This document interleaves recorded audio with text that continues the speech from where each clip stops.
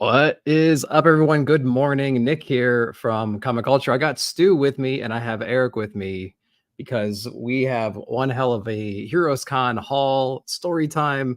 What did I call it? Hall, Hangover, and Hangout or something like that. All I think appropriate. on the video Hang out. description. Yeah. Yeah, man. Yeah. We have quite the bounty to go through with you guys. And we thought we'd have a whole video just dedicated to our experiences, what we went through, day by day breakdown, all the cool stuff that we got, all the conversations we had. And so I couldn't have asked for two better guys to do it with. But Stu, man, what's going on? How you doing this morning? We were just talking last night, dude. How you been? Yeah, I'm good, man. I'm good. Excited to like revisit it. I can't believe it's been a week already. I want to go back, take me back, but yeah, it was incredible, man. So yeah, excited to recap it with you guys here this morning. How are y'all? I know we're doing good. We're still waking up, man. Eric's still drinking his coffee, right, Eric? What you got going on? All right. Yeah. Oh, yeah. Plenty of caffeine. It's just like, yeah, just so much caffeine needed right now. But I'm excited to talk about these books because that'll get the adrenaline pumping. I know. I feel like I was reminiscing last night on a couple things, specifically the Jim and Ed's booth, and so like I got like almost emotional again last night or early this morning. So I was like, God damn it, I gotta reel it in, man, reel it in. But we'll get to all that good stuff here in a second. I switched to water because I've already had my 2 cups. Hopefully it'll start working here in a minute. But we already have some people in the chat right now. We have Take. What's going on, dude? Okay. Thanks for coming in. And we have James as well. Good morning, everyone. What's going on? Thanks for coming in, James. Appreciate you. Helps. And Dynamite. What's up? What's up? Top of the mountain. Top of the morning to you. That screen's too far away and I'm too blurry-eyed right now. Thanks for coming in, man. What up, y'all? Good morning. What's going on? All right. We're going to get into it. If you have any questions about Heroes Con in general, just drop them in the chat. We'll do our best to like answer them. Like, what kind of a con is it? What can you expect? Who do we see? What do we get? All that stuff. So you can throw it in there if you have any just general questions about it. But guys, let's get into it. So we figured like chronologically would be the best way to approach this.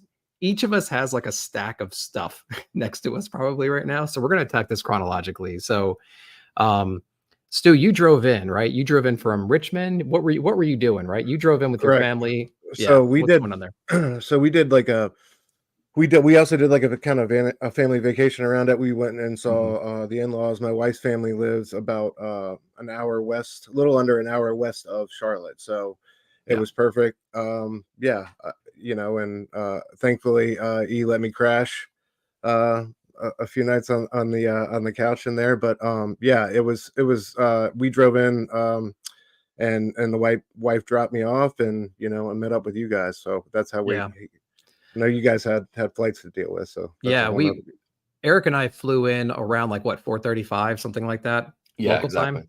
Yeah, so you flew in from the West Coast, I flew in from Middle Tennessee. And you and I both got there within like the same hour. And I remember like the airport, my brother gave us lots of warning about that airport being a piece of shit. And it really was. So true. Oh, God. I got my bags about 30 minutes after I landed. Typical. I don't know if it's typical or not. I don't really do a check-in or check-on bag or anything. But you were at the baggage claim. I met you there. And like within seconds, like the entire plane got shifted about 6 more baggage claims down to the side because your baggage claim switched all of a sudden on you after waiting for a while. That was really fun. Yeah, which no displays whatsoever. Nobody told us. It just happened to be like, I think everyone on the flight was kind of like just looking at each other like, okay, we must be in the right place. This is where it is, right? And then like some rando person came in and it's like, no, they're over there. And then suddenly everyone started shifting over there. But we got over pretty quickly. Yeah, grabbed the bags, got the heck out of there because, yeah, we didn't need to spend a single second longer in that airport. I know. Well, luckily it wasn't that long. We got out of there pretty good, and we got to the Westin. I did see Comic Vet. He was the first person I saw, Chris. I saw him over in the airport, and Austin LeMay was over there as well. So like those two guys were hanging out. They were grabbing Ubers and stuff as soon as we were as well. But we got to the hotel. We checked in. Great hotel. Westin's awesome. And under some renovations, but it didn't really disrupt the weekend too much. And shortly after that, we got our tickets and stuff. VIP can get their tickets early until like 7. We met up with Stu. We got his ticket. We went out to dinner that night. And we're just kind of like preparing because we knew with the VIP ticket, we can get in 30 minutes early. And I forget, what was it, like 10 a.m. for the sake of argument, whatever it may have been on the first day, maybe 11. I can't remember. But we ended up waking up at like 6 in the morning, something like that, and going to breakfast. And we started seeing like some of the guests already, you know. Yeah. And I can't remember. Claremont walked in. Claremont walked in during the buffet. Yeah. And it's one of those things where like you're sitting down and like these older guys start coming in and you're like, I bet you're something. I bet you're somebody, but I don't know who exactly you are. Absolutely. We played that game in Memphis, didn't we, Eric? Yeah. Oh yeah, totally. Yeah, you edited an issue of ASM back in the day, and I'm sure of it. Yeah, for sure. So day one, let's go over that real quick. So day one was a very successful day. We didn't quite know what we were going to get ourselves into. And we made a decision. We were talking in the back chat about like, okay, who's our top like 5 that we have to see throughout the weekend? Let's knock those out on day one, because we felt like Friday was going to be the most accessible day because it was still a weekday. We had VIP passes. We're going to be the first ones in. Maybe people will show up on Saturday. So our general plan was like Ed and Jim, Frizen, Daniel Warren Johnson, and like a few others, right? Like that was mine. I guess, to be honest. Yeah, we were. Yeah. That was a good thing. I think is like we all kind of share similar tastes. So we all had relatively like the same people we wanted to cover at least early on day one. So and we knew it was light traffic, and we got there super. What time did we get in the early VIP line? We got there like 2.5 hours early. Yeah, so we were ready to go. I think we were only 15-20 deep at that point, I think. Right. At most. And we had a nice little, we were right up against the windows, had a nice little view of part of the floor, and we did. So that's when we saw view. Saw Southern Comic Geek down there roaming around. How did he get down there? You know, and this was our view for the first 2.5 hours, just kind of looking out the window. I don't know if you guys can see it really well, but essentially it's all the vendors like setting up and stuff like that.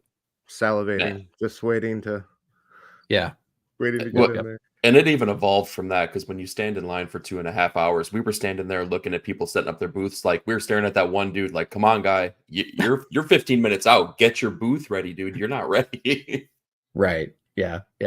So that was a really good time just kind of watching those. So any dollar bids been screaming buys at Heroes, Pocket Change, Collector here? I think I saw some dollar and some 50-cent boxes or something like that around there. We didn't do it, but that's it. So Taki's absolutely right when he says this. Nick, why don't you talk about the comics you did buy? Because like if anybody really scored when it came to buying comics off of vendors, it was you, bro. So that's good. Yeah, awesome. I'll definitely, because and that's one thing I just want to say this. There was amazing vendors there. I saw some killer deals. I wish I could spend a whole con just picking, but the opportunities afforded to you with these guests and trying to get these guys, like that just took the majority of the time and energy. It's energy at the end of the day, man. By Saturday midday, you are gassed. Like you go hard. We barely ate, I think, both days. We didn't eat Friday. You know what I mean? You eat when you can, but like we did, you're just running on adrenaline and the excitement. So it's like when you start to the wall around Saturday. So I really wish I could have. That's one thing I wish I could have done is gone picking more. But I'll throw it back to you, Nick. Oh yeah, no worries at all. Yeah, I was going for one book that whole weekend, and it was the Mirage Run TMNT issue number 3. I've been looking for it for a couple cons now, and I haven't been able to find one that I was satisfied with the price. And I actually did end up picking it up, so I did get my TMNT 3. So it's a beautiful condition and wraparound cover. So this completes my 1 through 11 right now. Some of the early stuff is subsequent printing, so don't think I have first prints, but so that continues that, or that completes that first 11 run. So I'm going to be doing some top downs on that. I cannot wait for that. Yeah, that was one of my favorite moments of the con when I turned. I remember we both turned around at like the same time and saw you, and you had it like held up. We were like, "Let's go!" Yep. They knew I was looking for the book, and you guys split away. I was at I was at somebody's booth waiting for an autograph, or so. I think it was Middleton or something. I can't remember. We'll get to it, but I saw it on the wall, and there's 2 of them, and I talked the guy down. There was a raw and then a slab. I got the raw one, obviously, talked him down a little bit. Cool guy. And then I saw you 2, and I just like held it up, and you guys were like the biggest fans. So that was really awesome. Cool. Yeah. That was cool. But the other one I got in the very last day was Love and Rockets issue number 1, second print. So went ahead and picked up that one right there. Oh, yeah. The guy was a little bit tough on the price, but I thought, hey, I'm there. I might as well just grab it. So really, really cool. Just a series I'm trying to get into some more and more. So that's that. But our plan for day one was to dart right to Daniel Warren Johnson. We figured he would have probably the biggest initial line, Daniel Warren Johnson. So we did just that, and I think we were right. Like, I think that was the good move, because our original plan was to hit Ed's memorial booth. Fair enough, right? There, he was going to have the family was going to have a lot of exclusive stuff there. We were like, well, I don't know, maybe there's not going to be as many people there, so we just went to Daniel Warren Johnson. It was the right call, and we'll get to the Ed's booth here in a minute. But do you guys have anything ready to go to share that you picked up over at D-Dub's booth right there? Stu, you want to? Let me dig through this pile real quick and I'll find it. Yeah. Eric, what do you got? Do you have anything at the ready there? I do. The only thing that I have from Daniel Warren Johnson, honestly, is the same thing I had shown off last night here, but I think it's worth showing off one more time here. So, yeah such a gracious dude. So I got my Do a Powerbomb #1 signed by him. I just love this. I think it's my absolute favorite book that he's put out so far. Each one just keeps getting better and better, though. And yeah, he was just such a fantastic guy to talk to. Like, he was really gracious with his time. He was really gracious with the information that we were, giving, because he's talking about his new book coming out in September that he's going to be working on with Riley Rossmo. He's talking about a new crazy epic that he's working on. He's talking about his time on Transformers and maybe, what the future plans are on that. So really great dude. He seemed equally as excited as we were when we were talking to him. So, and that built the energy. And I feel like that's what got us through all of Friday, just moving and moving and moving. It was just that really great start that we had. Yeah, for sure. Yeah, for sure. Absolutely. Stu, would you end up getting? Yeah. I mean, I second what he said. First of all, this guy, this guy set the bar for us. You know what I mean? And this was really, this was like my first, realization, the sun came up over the hill that this was going to be a special experience, man. He was just so nice and so positive, and we got to the end and it's pay me what it was like a pay me what you feel like type of deal. And and every time we walked by him later in the weekend, he always had a crazy line, but he always just looked happy and stress-free and so happy to be there. I saw him, he started later on Saturday, and I just saw him just walking the floor and talking to people and enjoying himself, man. So incredible first experience. And after that, it was just more amazing things happening. So I had to get the bad boy sign, of course. Historic. Yep. You know what I mean? That's a great one. Showed these off on Fable last night, but I'll go through them again real quick. Of course, Beta Ray, one of my favorite all-time covers from him, the Simonson homage. And then I just love this series, man. I wish I would have took my Murder Falcon trade down there, but that is, you have your con regrets, but you have to live with them because you had such an amazing time. That's right. Yeah. Those are just future con opportunities. Exactly, bro. Well said. Yeah, man. But such an amazing artist, and seeing the piece he did for the auction, on Saturday night, just a superstar of the convention for sure. I think him and Scotty were, two of the hottest properties in the game right now, and it was awesome seeing them there, and their energy was just. It was like Scotty, Daniel Warren Johnson, Green had a line. We'll get to Green here in a little bit. And then Joe Jusko had a line, and then all the old timers had a line for the most part. You know what I mean? Joe Jusko's line was crazy, man. It was way harder than I was not ready for that. I was not ready for that. No. Joe's a first day guy. You got to get to Joe early, man, because that was and it's unfortunate because he was only there Saturday and Sunday. So it's but yeah, we got there early. He was our first go, I think, on Sunday, right? And it was already 4 or 5 deep, and he wasn't going to be there for a minute, so. I think he wasn't going to be there until noon, and we were there at 11 or 10:30 or something crazy. You know what I mean? We're not going to wait for an hour and a half. Yeah, we got to leave at 12:30 to get a flight. But he had shout out to this sick letterbox prints he had. He had those letterbox prints with his art from the Marvel masterpieces. He had some really unique con stuff for sale. So Dude, in hindsight, it might be better that his schedule was the way it was, because I would have walked away a little bit more broke had I had, because I would have bought every single one of those. Absolutely, man. Absolutely. Yeah. And then I picked up some of the little mini comics that he's got. So just kind of got some of the autographs on that. Just if Chet's and watching, I got them bagged and boarded, so you don't have to worry about that. Yep. Again, they were everything was pay what you want, and then this is the Skywalker that I brought.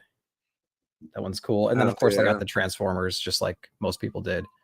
Had that one on there. He was doing remarks and stuff, but like you know, his line was long, and I think remarks were a little bit extra, so it was like that's fine. We can move on from there. No, and he had some cool sketches for sale. Yeah, he did. Yeah, but Felix was with him. Yeah, Felix was with him, so like he had some handlers and stuff like that, which was really cool.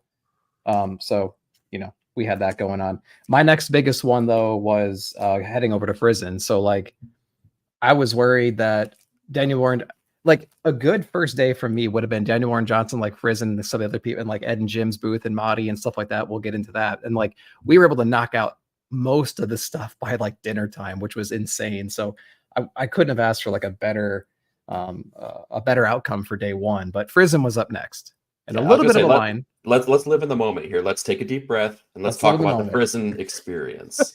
So she was there with her husband, and you know, it was first hour of day one. You know what I mean? So it was like probably sensory overload, probably experience overload, reception overload. Let's rewind back to the Daniel Warren Johnson line when you were anxiously every minute we were waiting for Daniel Warren Johnson. You were checking out the Frizen line and seeing how much. I was like, she's got nobody over there, and then I'll be looking. I'm like, there's like 3 people in line right now. She's 4. And I'm like, shit, there's like 7 now. How many more do we got to go? We got about 8 more people, and he's taking his time. Thankfully, with these guys, it wasn't that bad of a wait. No, it wasn't. Once we got there, at the end problem of the day, was. And Eric brought this up, I think, last night, was there was some chick with like a Red Rider. No, not Red Rider. What'd you call it? Radio Flyer wagon.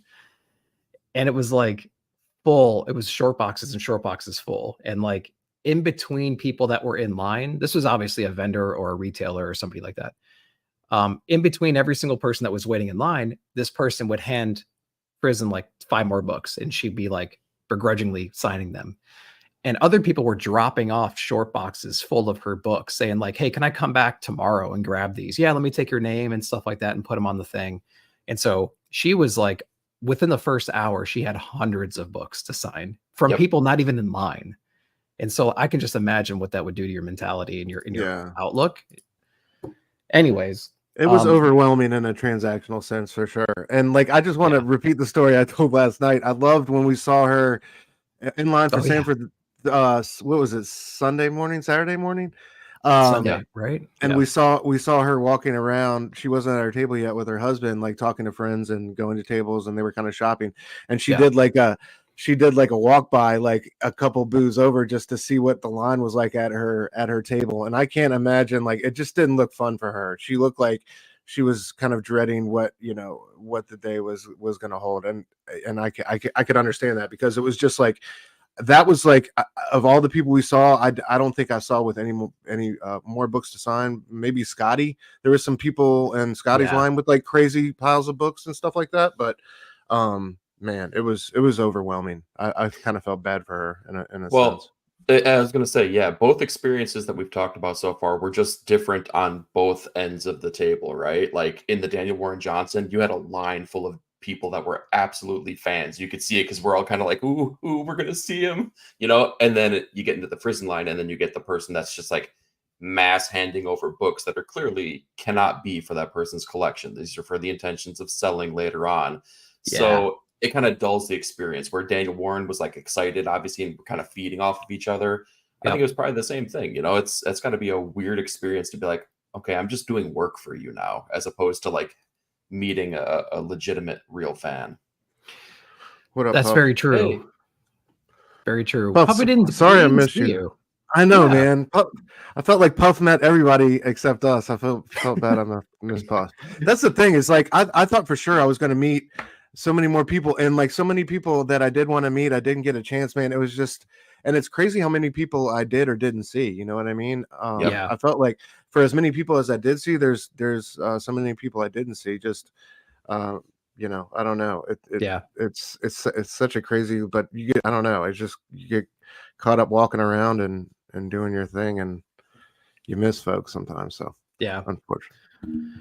Well, I got a couple things from Frizen. Eric helped me split up my little batch, because she had a 3 for free, and then it was like, I don't know, $10 after that or something like that. So we went ahead and divided and conquered, although I did get a print as well. So I got a couple books for the shop. And then I got this. I love this bubblegum cover. What is this? Harley Quinn number 32 bubblegum. And so great. Let me do this. And I brought this pink marker with me because I thought that would be like really cool and complementary to the style of the book. So I went ahead and got that one done, which I absolutely love that cover.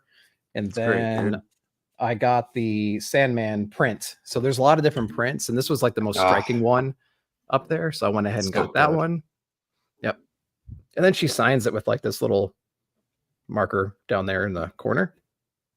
So that was really cool. So that was a really, really good print. The other prints she had were a lot of her most recent covers. You know, they were like her Harley stuff, whatever. Just think of the last like 10 covers she did, and that those were on the wall. So that was pretty cool. She even had the Scarlet Witch cover, which I guess came out like that week or something like that. I can't remember at the shop. So yeah, that one, the Vampirilla one, a lot of recent ones. It was, dude, she's just talented. I mean, there's no denying that. It was kind of crazy seeing her art printed out so largely, like, right in front of your face. Yeah. It was kind of like, man, you can really, really tell just how awesome it is. And the revelation for me too is that I always thought that she was a digital artist, and when we got up to the table, good point. Oh, yeah, she's got her portfolio, and it was absolutely bonkers. Fantastic. Flipping through the real pages, they were gorgeous, man. They were. I wanted to take a picture of it, but you know, it would have been rude just to stand there with your camera. But like, so much of it was so beautiful. Hey, and should have a radio flyer though. No. Yeah, no kidding. No, you're right. Yeah, those, and they were like $3,000, $3,500, $3,200 for those covers. But like, her penciling is remarkable. Like, when you look at it in detail, she's like a legit artist when it comes to, to penciling and just anatomy and posturing and things like that. Like, it was really interesting to see that. So that was really cool. So it was great to get her biography from you in line too, guys. Like, we learned how much of a stalker Nick was.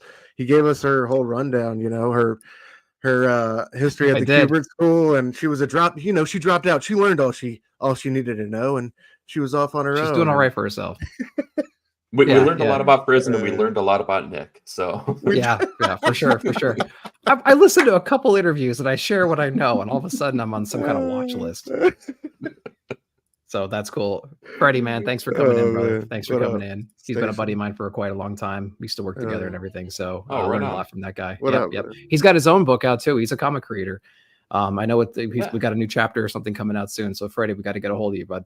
Nice. Figure out what's going on. The three of us can talk with you. Yep. All right. So we went from Frizen to Jim and Ed, right? So do you guys want to take that one? You want to talk about Jim real quick, and then we can move over to the Ed stuff? Do you guys have your Jim stuff ready? Yeah. I can show what I have real quick. Stage up ready. I got Grand Design right here, so I'll give you guys a moment to like get your stuff together there. I showed off my Grand Design last night, so I'll show off. Oh, you did? Yeah. Go ahead. So I brought my Treasury Grand Design and had Jim sign it right there. This is just one of the best Grand Design books I've ever seen, just composition wise and coloring and art. So like this edition is really spectacular. So I would really recommend that one. And then he had a conspiracy book that I must have taken out of my haul right here, but I'm sure one of you guys has your conspiracy book laying around. So who's got some? Stu's got his right there. Stu, you want to lead us off there? What's upside down? Yeah, it's amazing, man. I've already read it. Just a great little it is what it's about, conspiracy comics. This mysterious plane landing and disappearing in this river near Pittsburgh. I think it's local. It's got to be local lore for Jim. But I read this I think like later that day in the hotel room. I really enjoyed it. So y'all check it out and order it. I'm sure you can probably still get. Was it a con exclusive or is it on? It's on his website. No, it's on the site. So y'all go to his site and get it, and you can probably send it to you signed as he usually does. But I just want to say, man, Jim was such I said it last night, such a nice guy. I was so, again, blown away by my interaction with him. So kind. You didn't know what to expect after everything that's happened in the past couple of months, but he was just so warm and receptive every time I walked by. Again, later on, just like with Daniel Warren Johnson, like he just was smiling, engaging with fans. So I hope it was healing and therapeutic. To him, it was just mind-blowing to me, and such a great first time meeting him. I also had to get this bad boy, man. He had this in this box for sale. The Charles Burns homage for Red Room. I've always wanted this one. I gave it to him. He's like, I don't think I've ever signed this one before. I was like, hell yeah. But now I know. Yeah. Wow. I got one. My man, Actual Drac, got one. So shout out to him as well. But yeah, Jim Rugg, dude. Unforgettable experience. That was special. It was bittersweet because Eric, I'll get to you here in a second. I'll paint the picture for everybody real quick. So when you go to Jim, so Jim's booth was, if you're facing the booth, his is on the left, and then we had the Ed Memorial booth with his sisters there repping everything at Piscor. So Jim had a good line. He had a decent line, and he was taking 10 minutes a person. Which when you're in line is really frustrating, but when it's your turn, you're eating up every millisecond of that time. And that interaction felt like 1 second long, but it was 5 minutes, it felt like, per person. So, you know, we're getting in line. Everyone's obviously kind of like leading off with their condolences and how much the channel has meant to them and the partnership with Ed and everything. And he was genuinely eating all that up and like reciprocating that condolence back to the crowd, because he knows how much this has all impacted the fans as well, the fans of the channel. And so there wasn't a moment where I was like, hey, every Thursday morning I would get up and I would watch you two discuss comics and talk about everything. And then I would rewatch everything when it came back out. And like, you guys reshaped my mind on how I look at comics and the production of it and the possibilities out there. And your commentary was, you know, just, you know, so invaluable. Right. And he was genuinely just eating it up. And he was very, very happy to hear those things. And I know all three of us had our own story that we were kind of telling him about how much the collaboration meant to us and how much it meant to us for him to actually be there still, you know, and go through with the con. Cause you know, standing next to essentially an empty Ed's booth with his family exactly. there, it was painful. You had to. It was. Yeah. And that's like the whole time we were in line, Ed's family's booth really had nobody go into it or in front of it. And it was kind of awkward in that way. And that was one thing that I thought was beautiful. And but like when I delivered those sentiments to Jim, he was like, have you talked to Ed's family? Like, you know, that was something he asked me. He wanted to make sure, like, you know, I passed that along and they knew that. So of course I slid over there after I saw Jim, but I was blown away by that. What and you make a good point. So like when we got in line, Jim's line was kind of like starting to wrap around.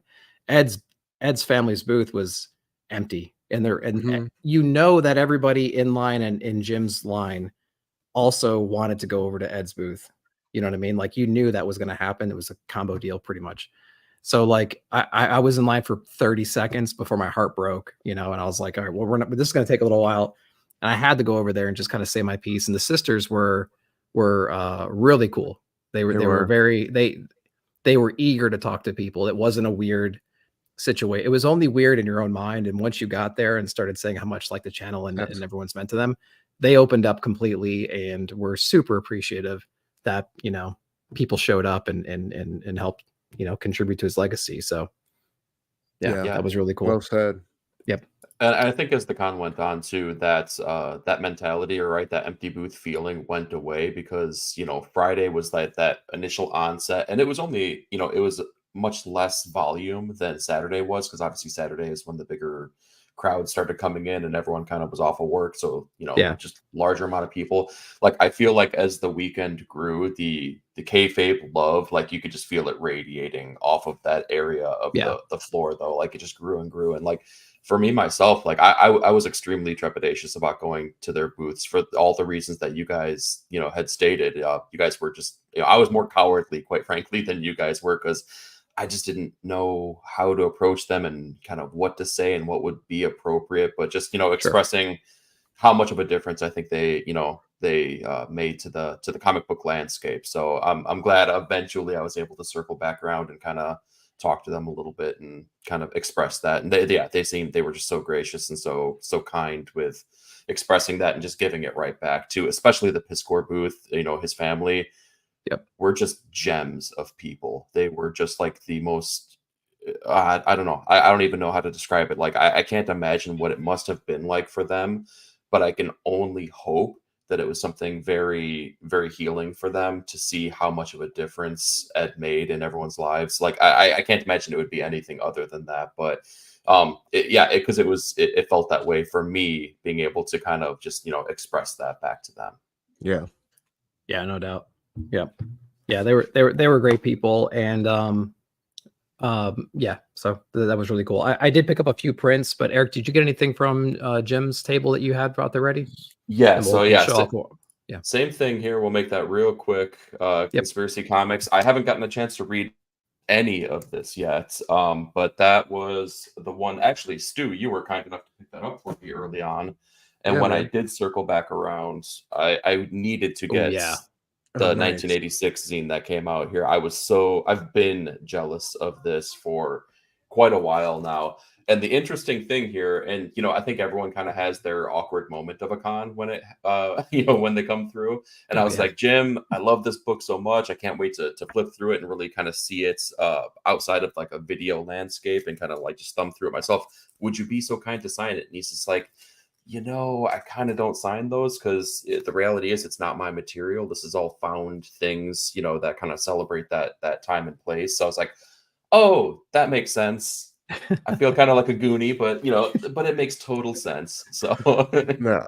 Yeah. You shouldn't feel awkward for that. That's perfectly understandable, man. Yeah, like I would walk right in. I would do the same thing. You know what I mean? Yeah. Who would have saw that coming? Yeah. Exactly. Any plans for the Eddie P Con? They're putting it together at Pittsburgh Legacy at Instagram. They're putting that together later in the fall. They already have a great lineup of people locally in Pittsburgh. So if you if you're in the Northeast, Tommy and Jim will be there. Tom Scioli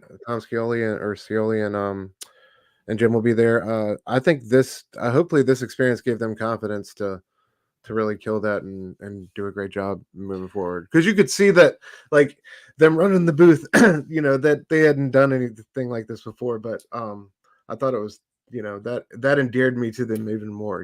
That they were out here just trying to do right by their brother. Well, and they had a wellspring of support too that came, by way of Tom and Jim and like even other people that were present there. I know that they were kind of like facilitating and making sure that like they were all good all weekend. So it was really nice to see the community come together like that on the creator side as well. Yeah. I did pick up, we can shoot over to what we got at Ed's booth. So I'll start off real quick. I just got some prints. So I got the Hip Hop Family Tree print. They had a bundle deal for 3 of these. So they're 11 by 17 essentially. So I wanted to get one from like, maybe not like one from every major property because I wasn't able to do that with just 3, but I wanted to get 3 like unique pieces, like one's like standout pieces, right? And so obviously we had to get the Thing because this is just absolutely beautiful. Yep. So we went ahead and got that one. We got hip hop, and then I wanted to get an X-Men, so I got this Magneto one because it was so great. They had a Team X-Men one as well, but like this one, the colors are just so sharp, and it's just really beautiful in person. So yeah, just really cool. You guys recognize that one probably from his covers and whatnot. I think that's all I got from his booth besides just like memories and stories. So who's got something at the ready there? I'm wearing something at the ready. If you guys, I can knock this out real quick here. Hold on. So I got the Eddie P. Read More Comics shirt here, but same thing, kind of like Nick. It was more about like seeing the people and offering the things that we said and having those conversations here. That was, I think, the most important part. But I was so happy to rock this today. Yeah, that was good. Stu, what'd you get? Yep, just like you, bro. Had to go. Oh yeah. Dark Knight. That's the only print I found myself kind of wanting to put more of a dent in the Hip Hop Family Tree, so I picked up. Oh right, yep. Sorry. That's right. You filled in some single issues gaps. So, yep. Dude, that Days of Future Past homage cover, that's so clean. So.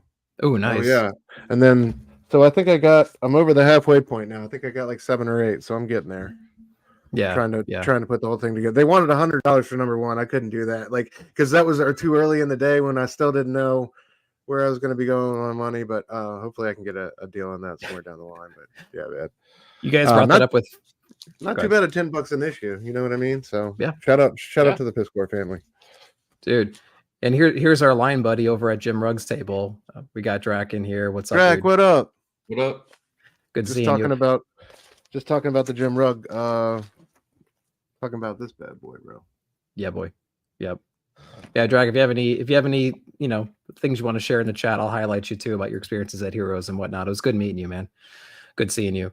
I guess it's kind of a blur from this point on, but I will show, since we're talking about kayfabe a little bit. Tom Schiele was there too, and he had this cool bootleg comic that he put out called Satan's Soldier, and it's like this Superman bootleg in a way, and it's like ultra violent and gory. I mean, it's like so fun. It's pretty wild. crazy. Yeah, he's fighting like monsters and stuff like that in like his fashion, So if you like that Kirby-esque style, but this is like on really interesting like fluorescent paper and stuff like that. It's just a crazy story, and so that was really cool. Full of babies.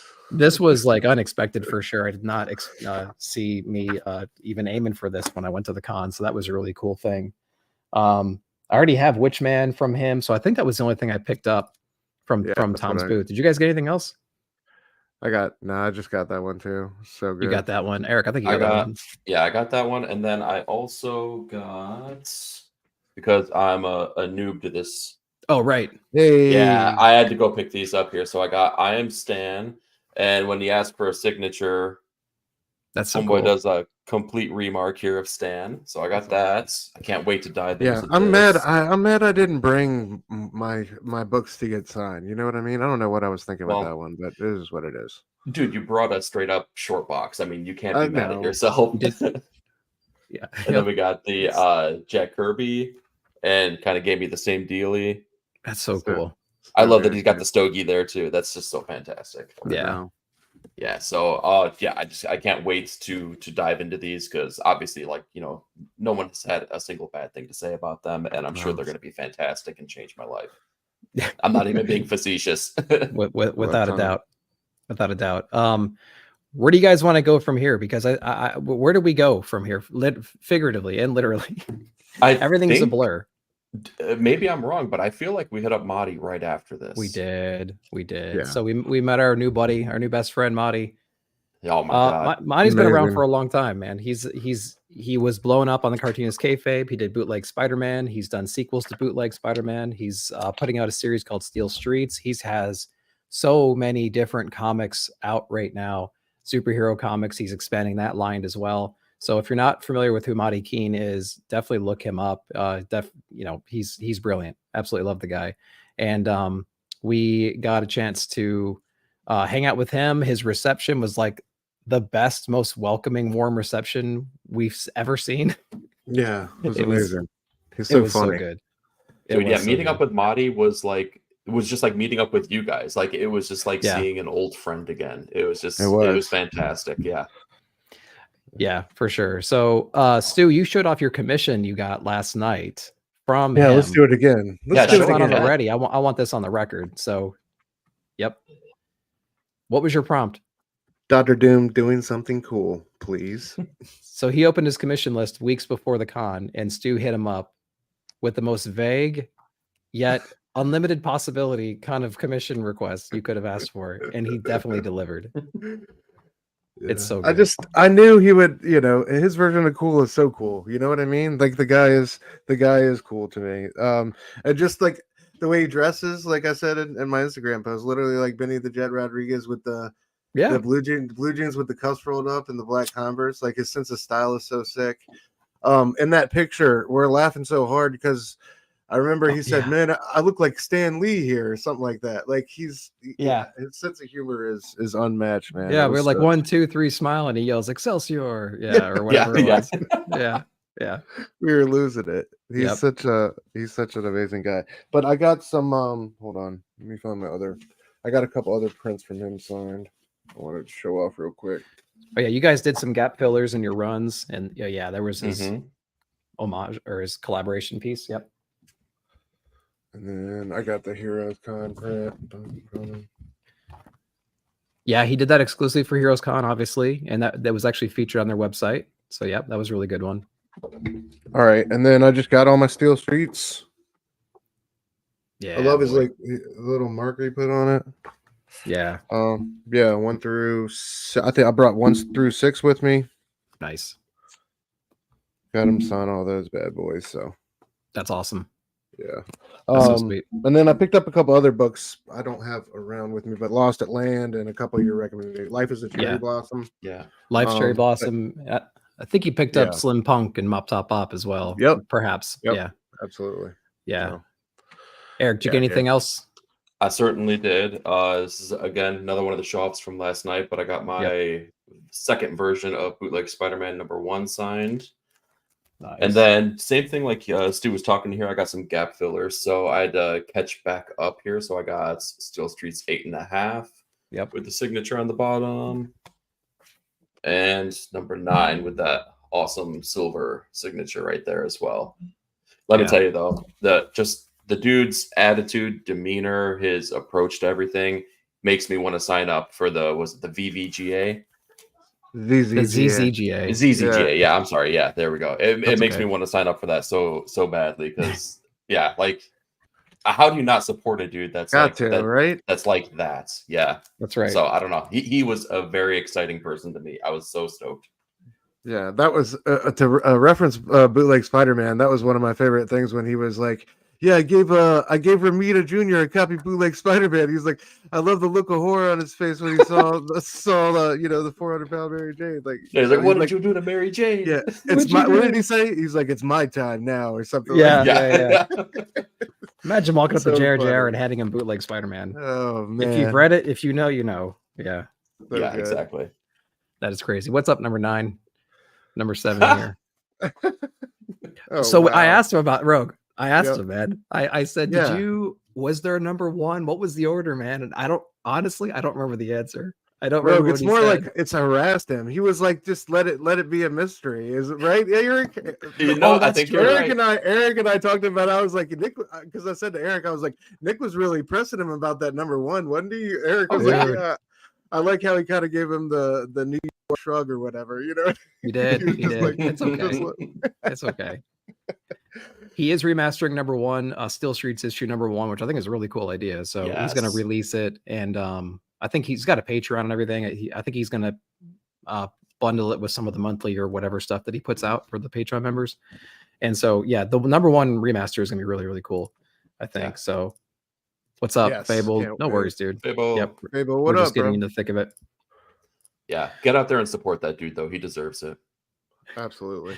I may have scratched out the 7 and made it a 1 on my own card because I have the card right here. There's my card. But yeah, so I mean, like similar to you guys, I got my Bootleg Spider-Man. I got this one when it was on Cartoonist Kayfabe. He signed the inside, so I got that. I was gonna have him do some stuff on it, but like, I don't know. I kind of wanted to keep on the spot. I'm like, I don't think that's a great idea, so I decided against it. Shovel Man was the only one I didn't have. I think, well, not the only one, but this is one of the only older books that he put out that I did not have. I have it on digital, but now I have it on physical, so that's good. Life is a Cherry Blossom, so I got that little mini, and then I got my Steel Streets #1 signed with that like that thick metallic silver. So, cool. So it's really, really cool. So that man, he one of the best parts, and that's not the last story we have from him. So. Well, and actually, I forgot there was one other thing here in my piles over here. I forgot there was one other thing that I picked up here. So he had the original art, and Stu made me super jealous. So in flipping through his stuff I had to get the Mikey that he had because, dude, his style is just so reminiscent. It like evokes all of that, Eastman Laird kind of vibes back from the '80s. So I forgot you grabbed that. So to see this available, I had to snag it because, man, I love this so much, and I can't wait for it to be part of the collection back here. Hell yeah. I know, right? That's so good. So sad. John, what's going on, brother? John, what up? Happy birthday. Hey, happy birthday, John. I hope you had a good stream. Yep. Thanks for coming in, buddy. We're just going over our Heroes Con embarrasses of riches. Right there. All right. So where do you want to go from there? Start shouting things out. What do you want to cover? God, there's so much stuff here. He had a dude right next to him. How about this? He had a guy right next to him. That's what I was just grabbing. Yeah. I'm trying to find all my pieces, but I definitely have the one right here. Oh, here's the other one. So Rick Lopes was right next to him, another great indie creator. He made Cosmic Cat. So went ahead and picked up that one. Let me make myself solo again. So he has like this little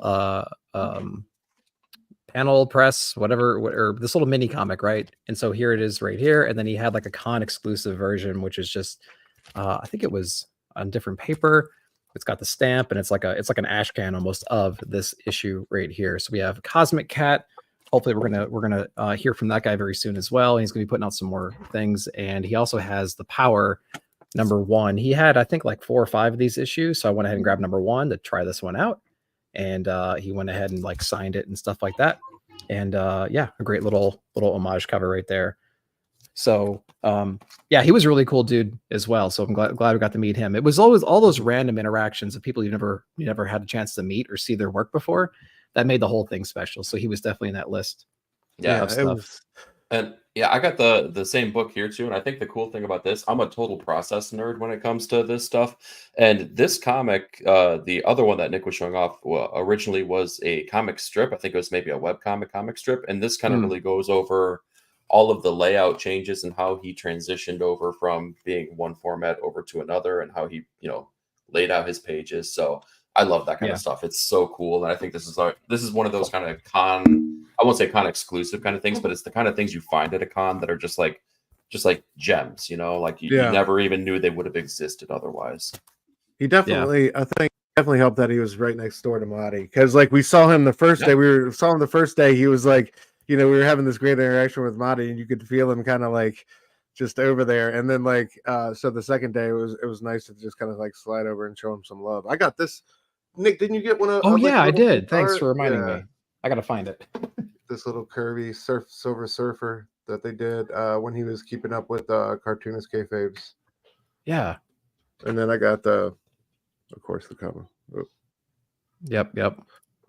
Yeah. I got the Red Room. Oop, I gotta cover my own face.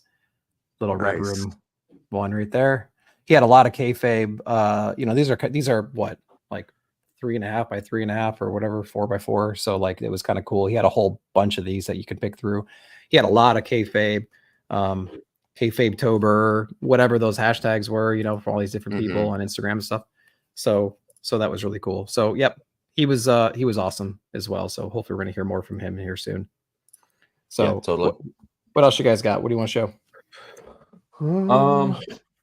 I could show off a couple things, because while you guys were at the gym booth, while I was kind of gathering my thoughts and trying to figure out how I wanted to approach that situation, I was able to sneak over to a couple dudes that I was really they were really high on my list. If Nick had his Frizen, these were my Frizens.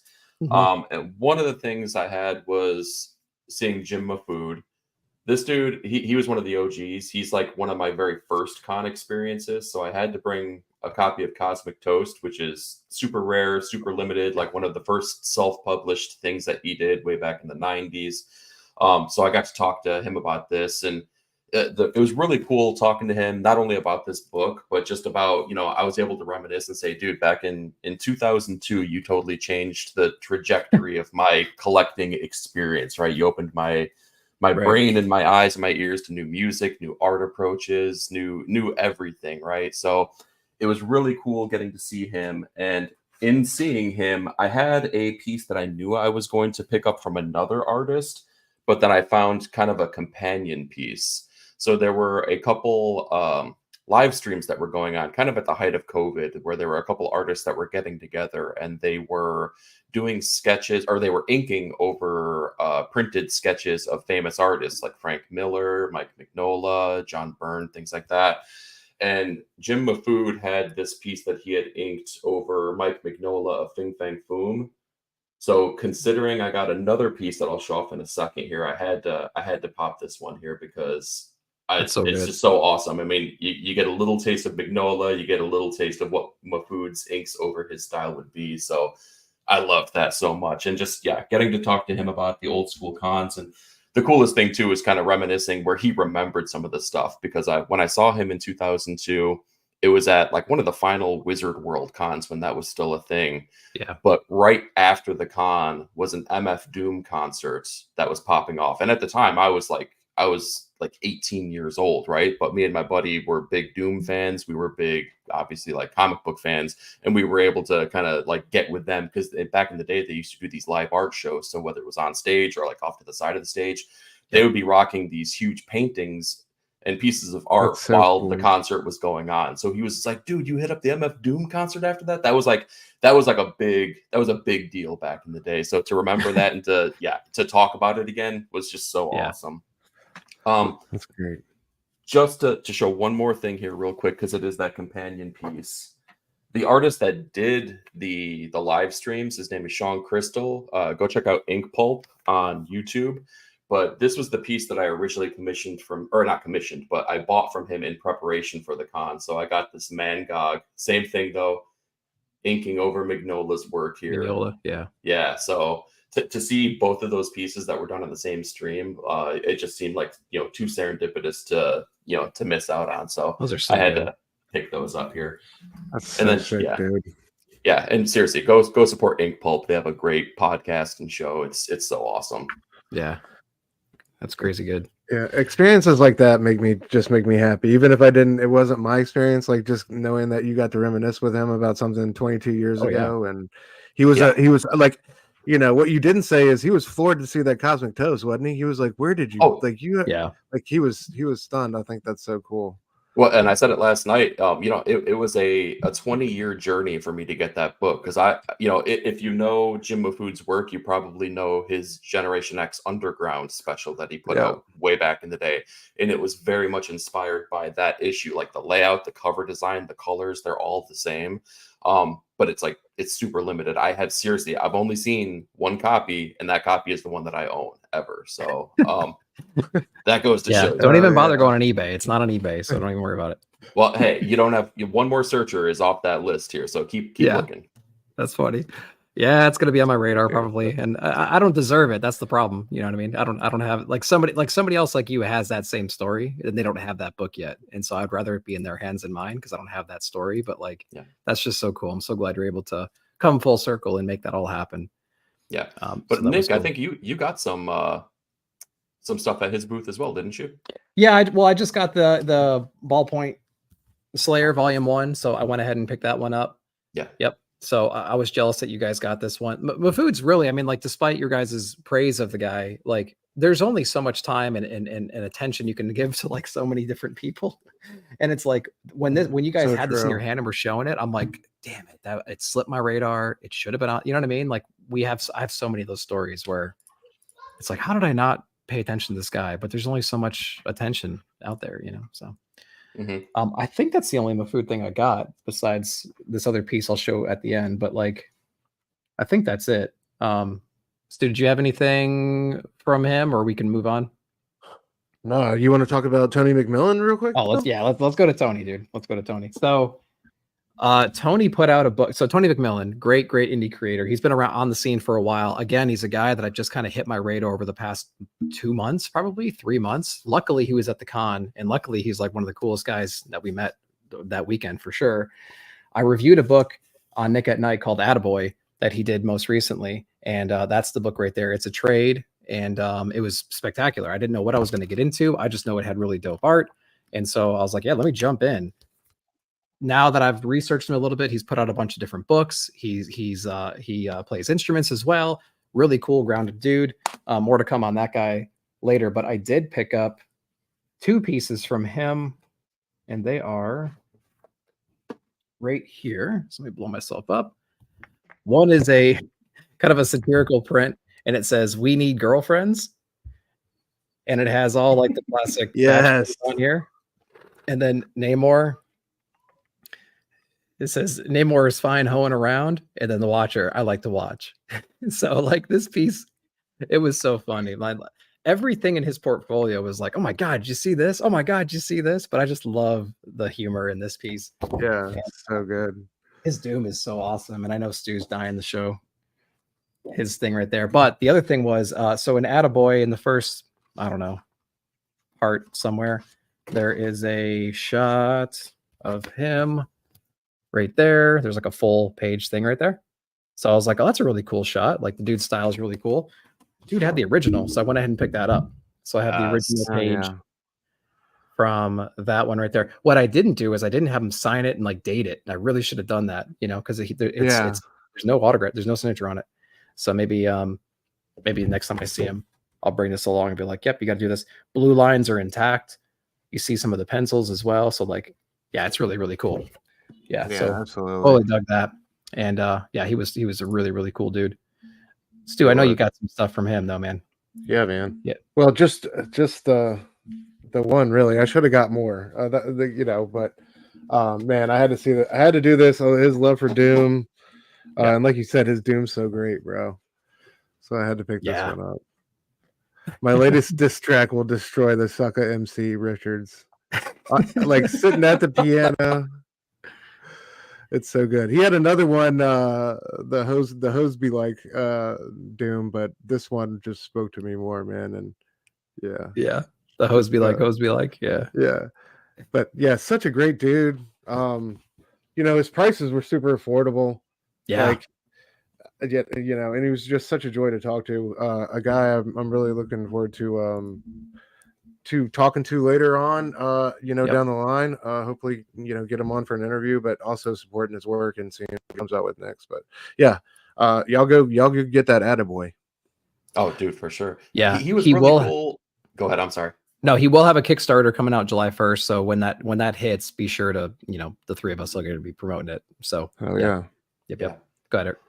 Oh, I was just going to say, it was really cool because we got to see him and talk to him. And then I believe it was Saturday morning. We're out to breakfast and there he comes rolling in. He's just like, gentlemen, what's going on? Did you guys see the wizard outside? I'm like, the wizard? What? He's an interesting cat, man. He's a cool guy. Yeah. We ran into him a lot. And we'll get into the auction here in a minute, but he was one of those guys we kept on running into constantly. So he was a really cool dude. Eric, did you pick up anything you want to show off from that booth, or? No, that's one of those things, I should have, and I wish I did. And now they're all just on my wish list on eBay. So no, terrible experience. He was such a mean, nasty guy. Take him off your wish list on eBay so that I can sneak in and go get your stuff. Yeah. He was the worst. Who was this? Let me see something real quick. Okay. There was a guy right next to, I showed this off yesterday, but picking up this trade right here, you guys put me onto this. And so went ahead and tried to, I'm playing catch up right now. So I went ahead and just got volume 1. And yeah, it's just really, really, really cool art right there. But there was another guy right next to him. But do you guys have anything from FIFA that you wanted to show? Well, I think that it's appropriate that you said the name before you kick it off here, because let's talk about who you thought he was at first. Because Michael Fifi? Michael Fifi. That's right. Fifi? That's right. Yeah. He was one of those. He was one of those names that I kept on butchering all week leading up to it, and then once I got it. Dude, that was one of the many moments of the weekend, though, that just had me on the ground rolling, just laughing so hard. I'm so glad I was able to give that to you.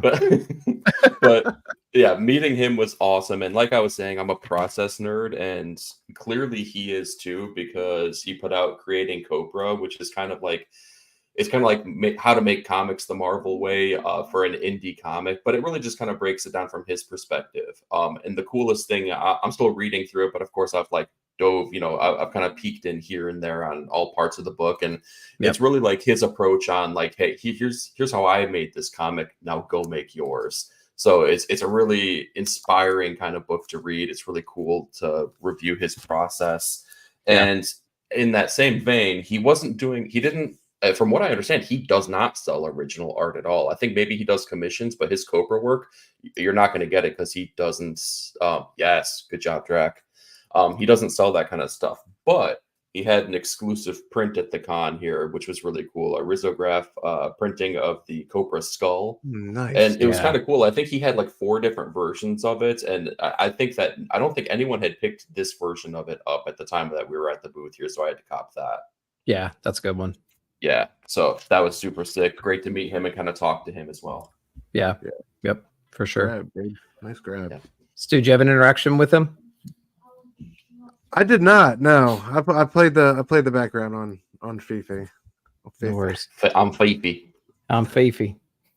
There was a guy right next to him though, Mark Laszlo, who's somebody that now that I know his art style and his name, I've seen him on like Hellboy stuff. Dude, I just picked up a Hellboy yesterday with his name on it. I'm like, now the guy, like, I don't know.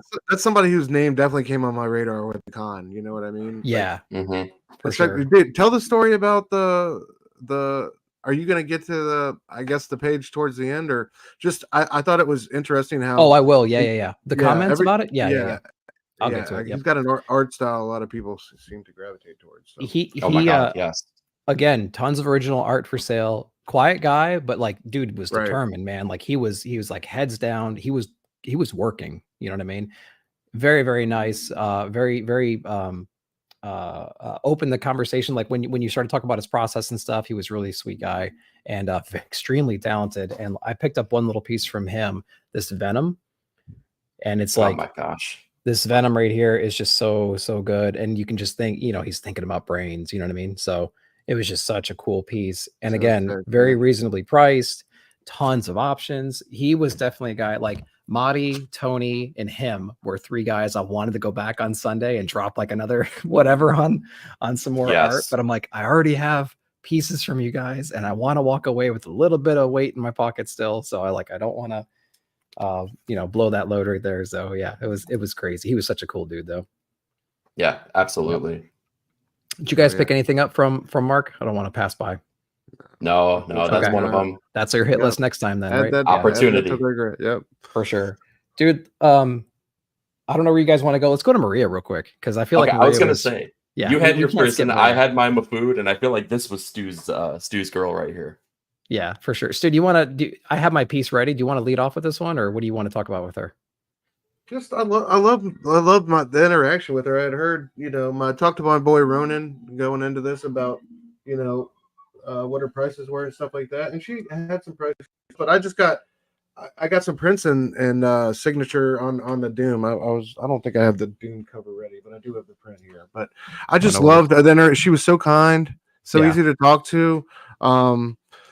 Very chatty about her personal life and things she had going on, but I just super approachable, man. And I was so impressed.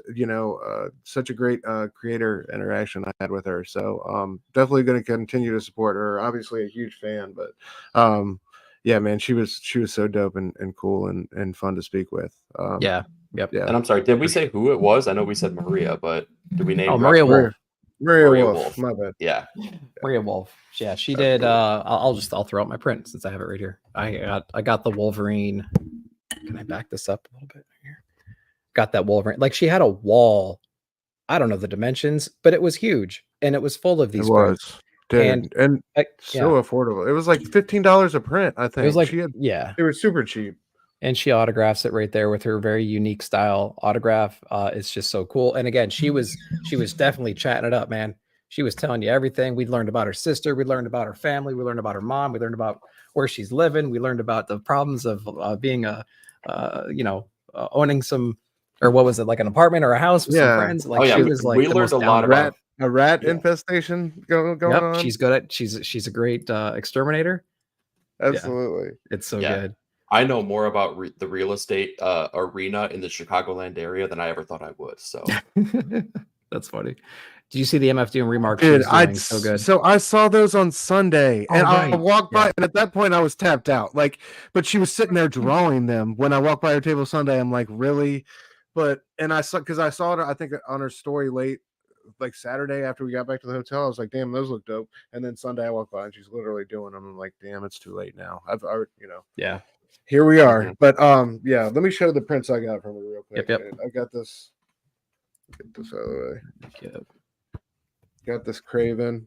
I don't remember seeing that one. That's cool. Oh man. Yeah, with the tigers and all that's that. I just love this Moon Knight. I wasn't really planning on getting this one. I almost went with the Wolverine, but it's good. Yeah, I love this one. It's like in her style, but it's not as like crazy, like acid trippy, right? Right. And then of course, there it is.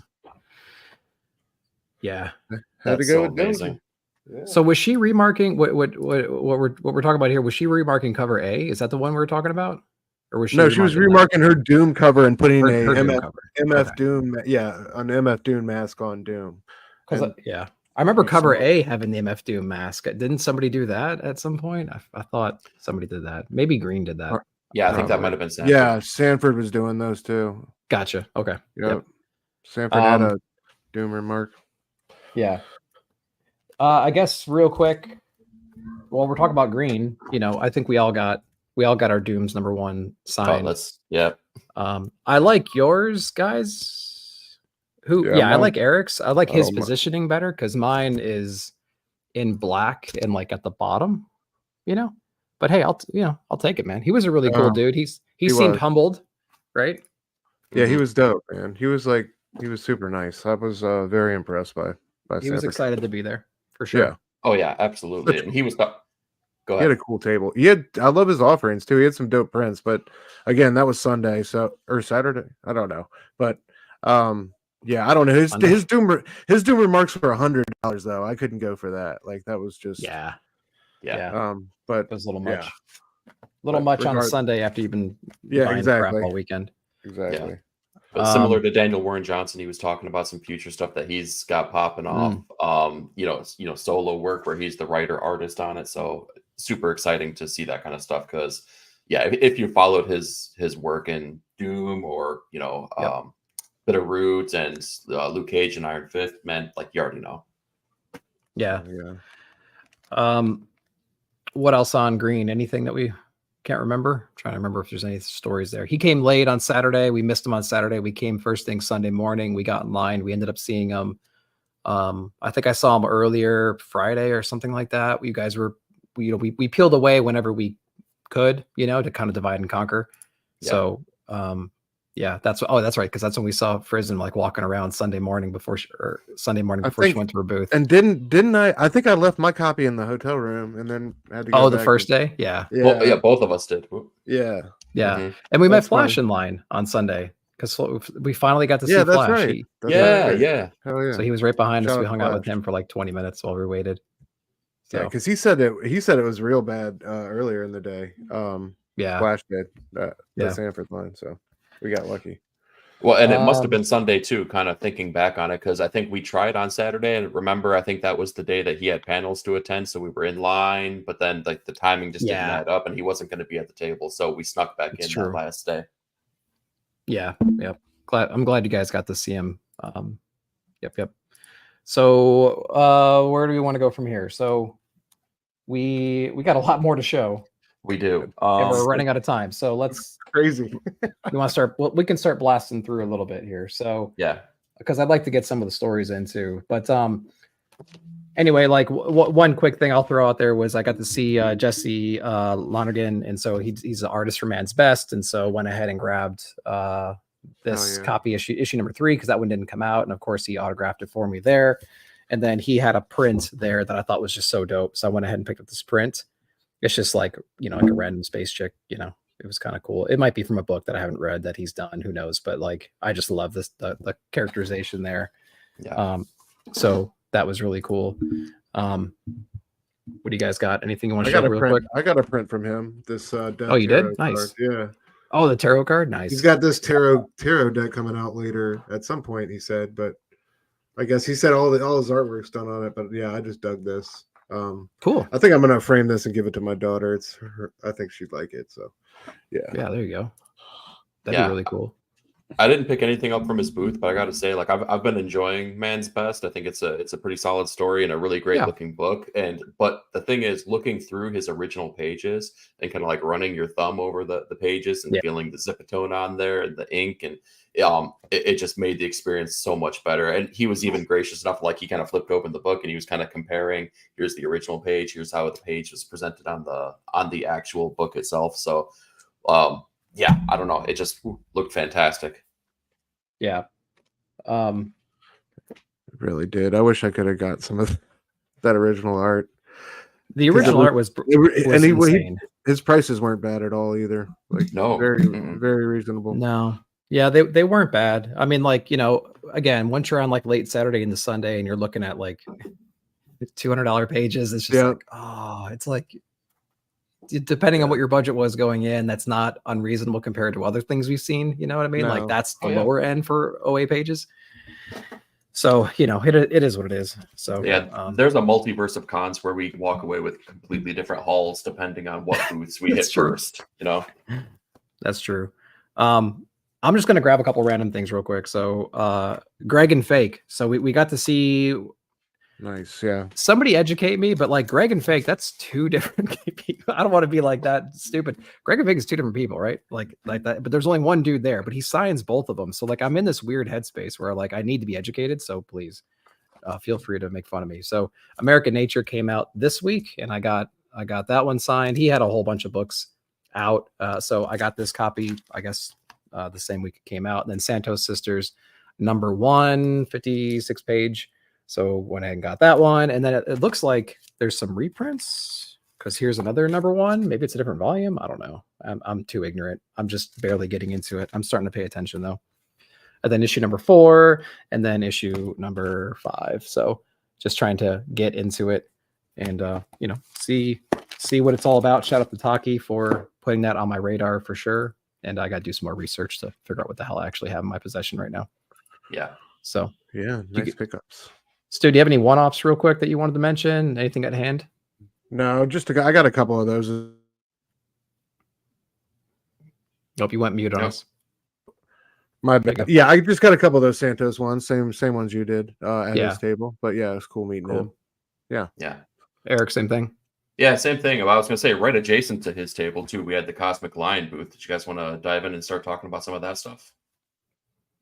You have to refresh my memory. Oh, okay.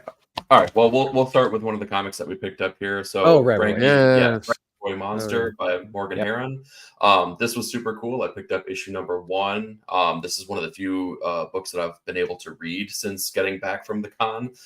Super awesome, distinctive art style, awesome dude to meet, and excited to see where he goes.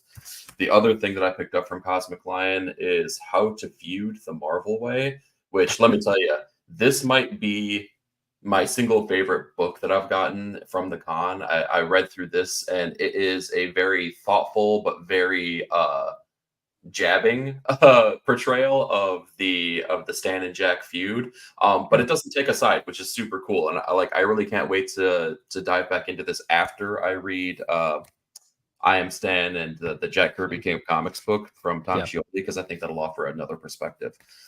But Stu, I think you got something from their booth too. Yeah, man, it's just all the same things you did. But yeah, I was it the same? Okay. Me on. Yeah. How to Feud the Marvel Way, and then the 2 copies of Frankie Boy Monster. But yeah, it was super dope meeting Morgan. Yeah, guys a definite talent to look out for. So that was very cool meeting a young creator. Yeah, for sure. I saw Joshua Middleton. So he lives in Japan, and he's never around. He hasn't been to a con here in quite some time, and I don't think he has any plans in the immediate future to come back to another con in the US. And I absolutely love his stuff. And so he had a couple different print options there. Super, super nice guy. But I went ahead and picked up this Poison Ivy print right here, and he signs it down there in the bottom corner. So like this was just such a beautiful print. And again, it was just so nice to everybody in line. I think his mother was there helping him like run the booth and stuff. And so she was really cool and kind of talking about the whole story and everything. And there's a guy in front of me with like some super old stuff. And they were talking about the OA pages related to them and how it exchanges hands over time and all this stuff. And it was really, really cool. So Flash, what's up, dude? Thanks for coming in. Flash, we talked about you earlier about being in Green's line. So yeah, dude, it was really nice seeing you there. But yeah, Middleton was great. I was glad I was able to catch him while he was at the con and while he was in the US. So it seemed like a kind of a rare thing. So yeah, went ahead and grabbed him. Who else has got something they want to throw up real quick? I want to talk about Jeff DeCal, because we finally realized how to pronounce his name. And quite frankly, Nick, I just want you to find a way to show off what you got, because I think that's going to be one of my prized possessions. I've saved like my top things for the very, very end. So yeah. Yeah. So I'll show off a couple things here. Stu, I think you got this as well and showed it off last night, but we got this Emma Frost print. I remember seeing the cover of this and just like completely falling in love with it. His style is just so fantastic. It definitely has that like that fashion forward kind of look to it. And Nick, you and I, at the very least, I know we were on the lookout for this, but he's got his sketchbook, Silver and Soot, like really pretty difficult to find here. I think it was a very limited run that he printed out on that, so I was super stoked to pick up that. But he was a super awesome guy. We kind of part of the interaction, or like seeing all these creators is like not even just the interactions you have, but like when we got back to the hotel that evening and everyone was kind of getting together and we were meeting up with people, other creators were there, and he's hanging out with Ron Garney and they're just having a heck of a freaking time, like putting some back that I wish I could have been like just at the very least a fly on the wall, if not a participant at the table, because I'm sure those conversations were awesome. Yeah, absolutely. Yeah, that was cool. That was that conversation you're talking about where they were hanging out at the bar afterwards. The whole like C3 gang was there too. So like there was over a dozen guys there. So we got to hang out with them, have some beers with them, joke around, meet them, take some selfies. So like all those guys were awesome and really welcoming. So it was a pleasure hanging out with some of those guys as well. So hopefully we'll have time to get in some of those ancillary things. So let's see here. Speaking of Jeff, so let me show off my prized possession from that. I got this X23 like museum like paper prints right here too. He had two different things labeled numbered 1 through 10, and this was my favorite piece. I think this is number 4 of 10, and it's much bigger than 11 by 17. I think it was like what was it, like 12 by 22 or something like that. So I got to figure out how to display that, but it's absolutely gorgeous. So that's definitely like one of the pieces. I bought the book that Eric just showed off, and I was sat there at the table for like another minute, and I'm like, I was like, dude, that's so nice. Me and Stu saw the gear. He's gonna do it. He's coming back. I was looking at my wallet, like, okay, I'm not even into my emergency funds yet. This is good. So like I was like, all right, let's just pull the trigger. And he was so happy to like hang out and chat about stuff. So cool. Really Nick cool guy. Nick was Mr. Blue Hundreds all Friday and Saturday.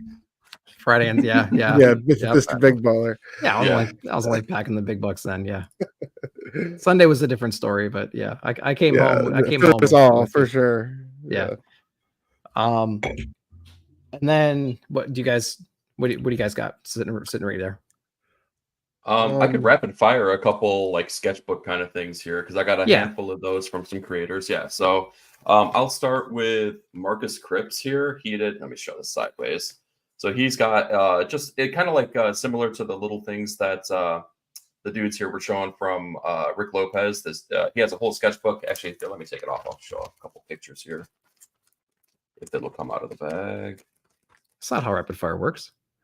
I know. I'm sorry. I just want to show like a single page, but like it's really cool stuff though. Yeah, cool stuff like that. So I was stoked to see that. Same dude on colors did this one shot with Jeremy Brooks here. So it's called Lady Luck, but we got a Dazzler long shots, kind of bootleg outlaw comic-y kind of thing. That was pretty sick. And there's this dude, he's done work for a shop that's kind of out here local to me, Cape and Cowl Comics, and he's done like a lot of pins and stickers that I've had. So when I saw some of these, I had to pick them up. He does some like graphic design work, but he got Craven the Hunter here with Garfield is the best here. And we got, seriously, I don't get it. So the second issue of the follow-up to this here. So it's a lot of like graphic design, cool things. Like he's done like, I'm sure like, I think the most iconic thing that I remember seeing is kind of Deborah Harry, the Blondie singer as Gwen Stacy. So one of those is like one of the pictures that are in here. So it was super cool just to meet and see a bunch of these people. Again, you just would not get the opportunity outside of that con experience. Those are so cool, dude. Yeah, for sure. For sure. Let me go back out. Stu, you got a rapid fire? Yeah. We'll get into some stories real quick. I just got 2 more prints.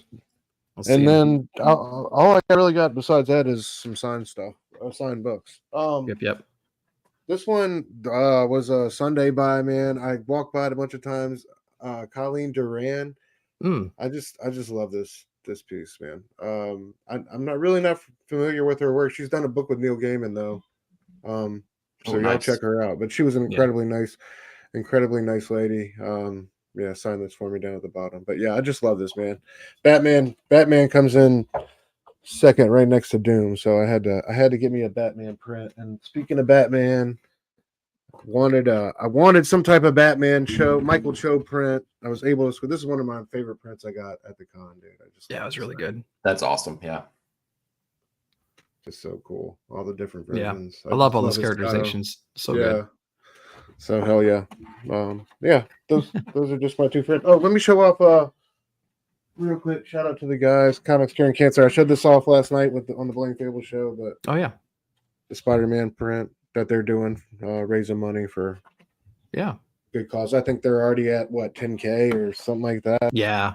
It's I mean, if you don't know, guys, it's year round, so you don't have to wait until the fall to participate or help put donations together. Just hit up the guys any time of year. But together. I had to get that, so that's what I got. That's awesome. Well, speaking of Cho, I got that Avengers print that he did. So there's that one. I thought it was really good. I love the orange in this. It just I know his colors. His colors are insane. Yeah, it's so good. Yep. So I got that one, and then rapid fire wise, Wolverine. Got that one signed by Adam right there in the middle. So that was pretty cool. Nice. Yep. So that was awesome. And then what else do I have here? We met Jeffrey Allen Love. We showed off his book that we got, but this is a little print that he also provided. So pretty cool. Just in a little print with his cool little autograph, little ghost or whatever. That is right there. He's an awesome dude. And then I just have my two big things my one big thing I want to show off real quick. And that is this bad boy. So I had an idea to get autographs on a bunch of 11x17 comic pages. And I thought it would be a cool collage to put together over time. I did two. I did one for my wall eventually, and I did one that I'll donate to Comics Curing Cancer. I'll show off the Comics Curing Cancer one to kind of get, I don't know, maybe some hype up for it. So it'll be auctioned off in the fall when they start doing their thing. But this is basically a representation, I would call it, of the Heroes Con experience, full of sketches and autographs from everybody who's anybody. So good, essentially over here. So like, I'll show you this shot of it right here, but I think would be a better way to look at it is through here. So, and I'll start kind of at the top. So blame Daniel Warren Johnson. He was the first one to put his name on it, and he did a little Optimus sketch. So everybody after him essentially was like, oh, now we got to do a little sketch. And I told him it was for charity and everything. So like Frizen was second. She used the pink marker that I brought. You could see Maria Wolf down here in the far right. Here's Green with his Doom sketch. Yes. Yeah. We have Larry Hama.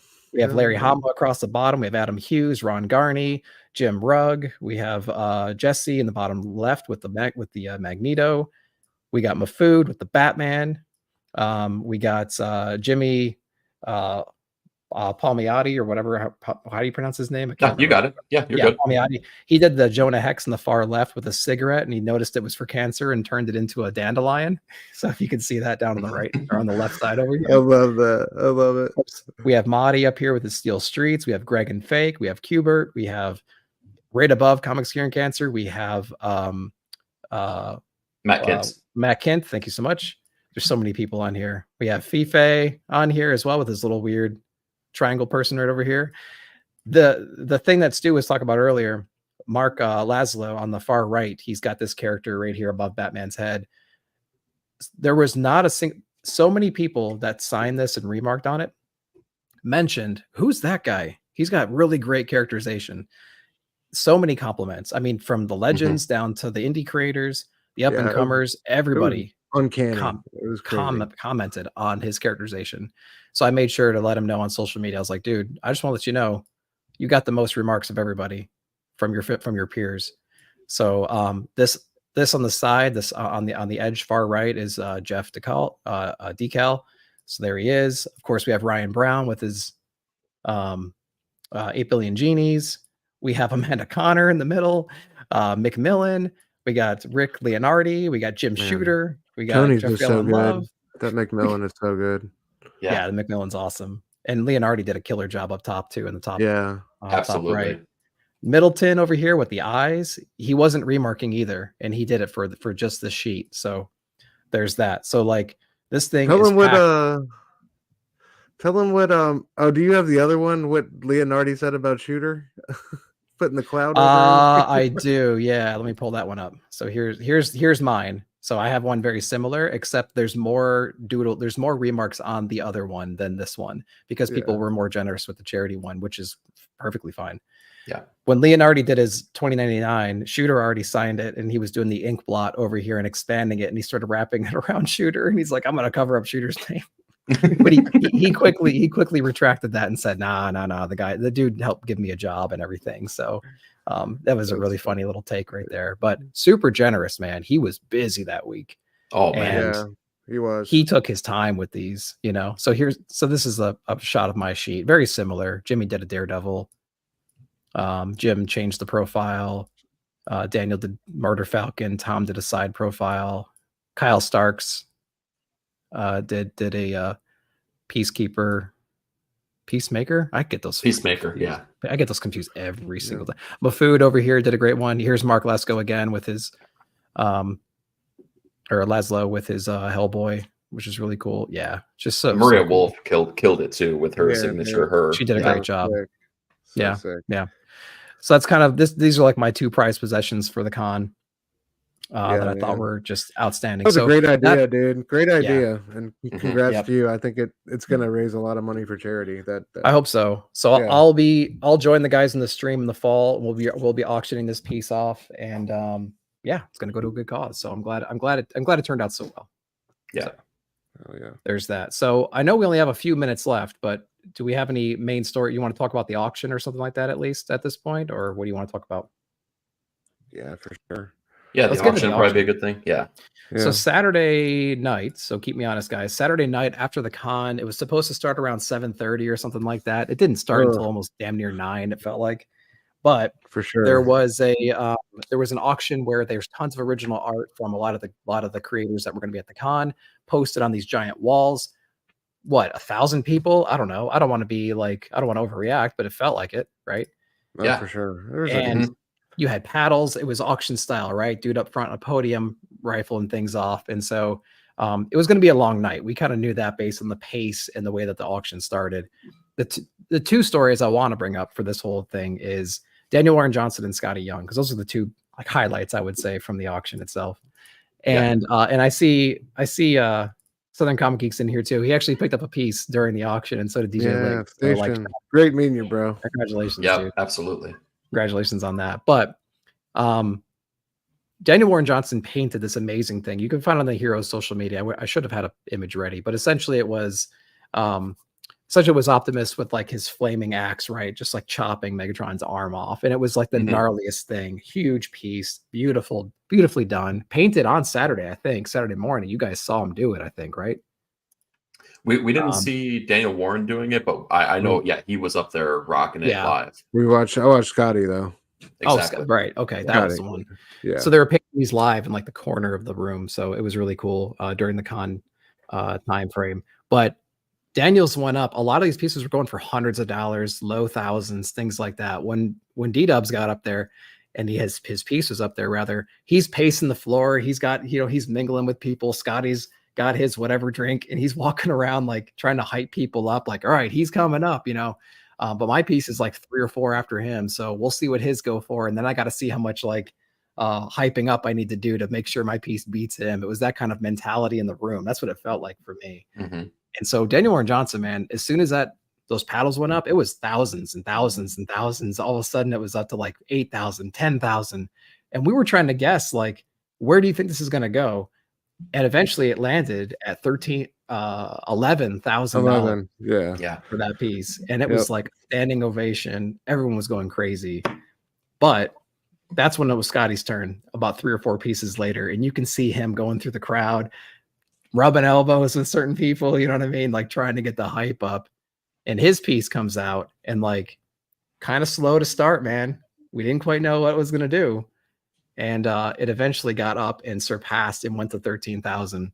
And it was a remarkable time to like feel that energy and like the nervousness in that room for both of those people. But at the end of the day, Oh yeah, great cause. Yeah. So and you were right. Like I'm sorry. It did start off a little bit slow, and like I feel like Scotty felt that as well, and he didn't like overhype it, but he was just like, "Come on, bring it up." And then as soon as that happened, it was just like boom, paddle, boom, paddle, boom, paddle. Yeah, yeah. And let's be fair. Like Daniels was a better piece.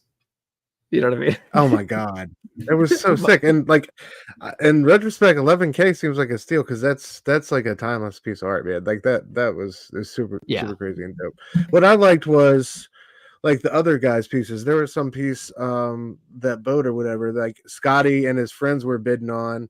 I remember like seeing this lady she was kind of standing in front of us and she kept turning around and looking back. I was like, who is she looking back? And I look back and Scotty's got this shit-eating grin on his face with his glass of wine. You know what I mean? And like they keep upping the price. So I was like, man, that's dope. Like they're upping the price or trying to get their homies artwork. I thought it was, the energy in that room was incredible, man. And some people got some steals, like DJ Links. I think his wife bought him a piece, and he got that amazing airbrush Ghost Rider piece for $2,500. Like that seems like a great deal. But yeah, dude, there was, I posted some pictures on my IG, but there was just that doesn't even do it justice because there was like hundreds and hundreds of pieces of great art. It was incredible. So much good stuff.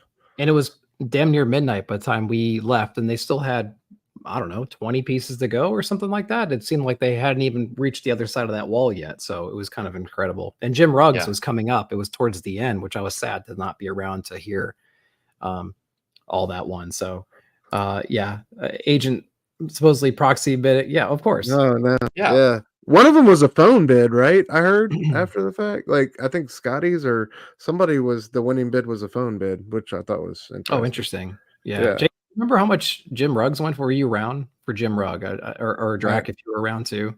Just let us know in the chat. Oh yeah. If you guys know how much Jim's went for. But Jeff Decal had a little piece on there too. So many people had little pieces on there, which was really cool. So big shout out to them. That was really awesome.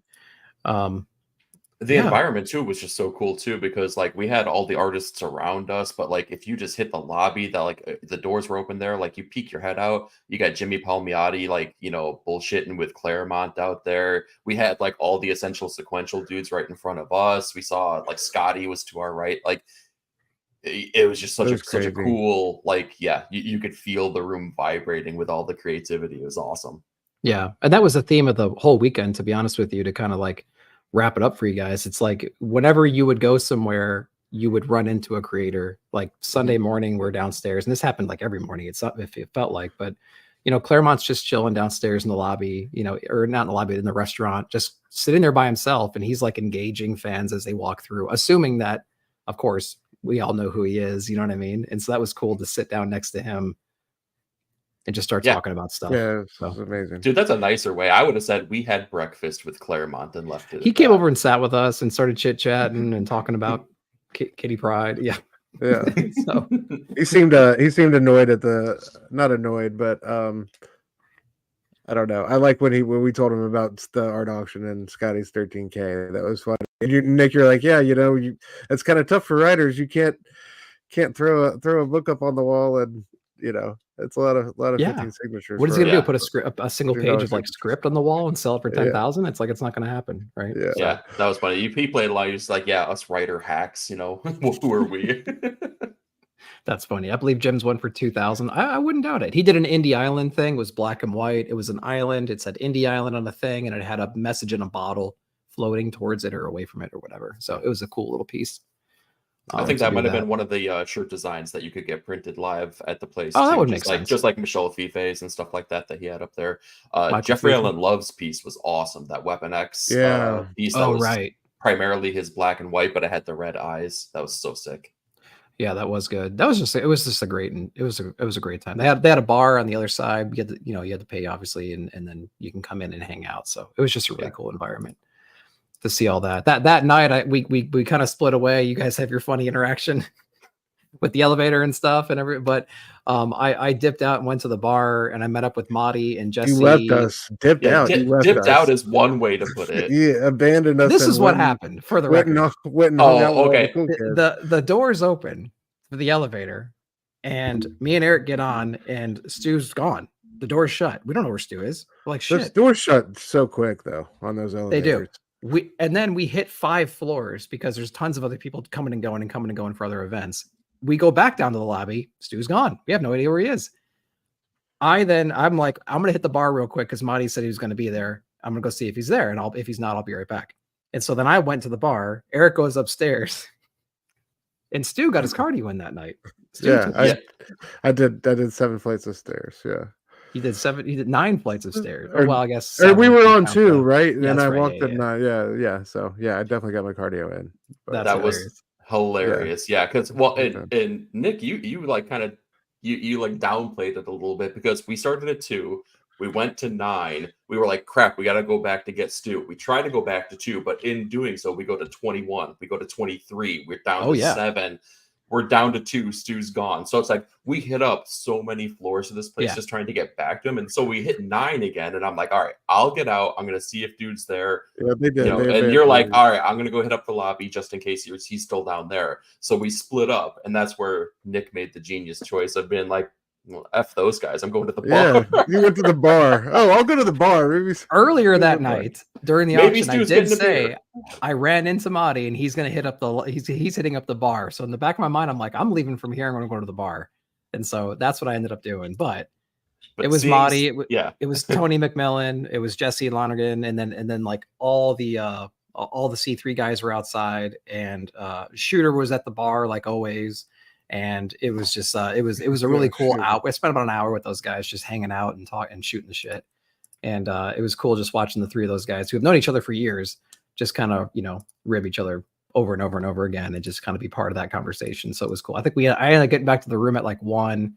I put my ear to your guys' door. I heard the machine going, the white noise machine. Oh yeah. And I'm like, they're out, man. They're out. And then we were up again at like 6 a.m. So it was crazy. Dude, more than anything in the con, I'm just so happy that Stu now knows if someone needs to save his life, one of us is there for him. The other one's going to go get a drink. I checked the lobby for like an hour. That was I thought maybe he went to the bar. I didn't know. But yes, I mean, like, I wish we had more time to tell you guys. Like, it was a really special weekend. So it was really good. It was amazing. LatinaCon was a whole. We lost Stu for like a half a day. I have no idea. Yeah. Where he no went pictures of that, surprisingly. Yeah, no pics. Yep. No pics there. Yep. Very interesting. Yeah. It was amazing though how they had like 3 different huge events going on in that hotel and managed it all pretty well. The hotel? Yeah. Great job. Shout out to the Westin. They did a good job. Westin's where it's at. If you're gonna go next year, Westin is where it's at. Although I don't want to tell you that because I want to make sure I get a room next year. So terrible experience. They suck. Terrible experience. Like, don't go there. Absolutely. Yeah. super nice. I'm sure we're gonna have more stories to tell you guys. In the interest of time, we probably got to let it drop it right here so we can get on with our days, and so you guys can get on with your days. But thanks so much for the 2 of you for joining me today to go like reminisce. It was such a great time, and I hope we can do it every single year because it's just so spectacular. And I want this list to grow. So like it's 3 of us now. I want 4 or 5 of us next year, or 6, 7 the year after. Like it's such a special moment. So. Thank you guys. It is for any comic book fan. Yeah, shout out to everybody in the chat who we met there as well. That was for sure. Dope. Oh yeah, it was awesome seeing y'all. Yeah, for sure. Any closing words, Stu, before we bounce out of here? No, man, great time. Like I said, want to make it a yearly pilgrimage. It really is worth it for any comic book fan out there. I mean, anybody and everybody is there. So I'd love to see as many folks in the community make it every year. Yeah, for sure. And they already dropped the dates for next year too. So like, trust me, I'm preparing. I've opened up new savings accounts in preparation. So plane tickets and con tickets are going to be purchased here very soon. Oh yeah. Don't wait till March of next year to do it. If you don't, make your plans, make your plans by January. Okay, just make your plans by January, if you as best as you can. So yeah, man. Awesome. Well, again, thank you guys. We're going to go ahead and end it right there, but we appreciate you all. Thanks again for watching and everything. We'll see you guys next time. Peace out, everyone. Thanks for joining us.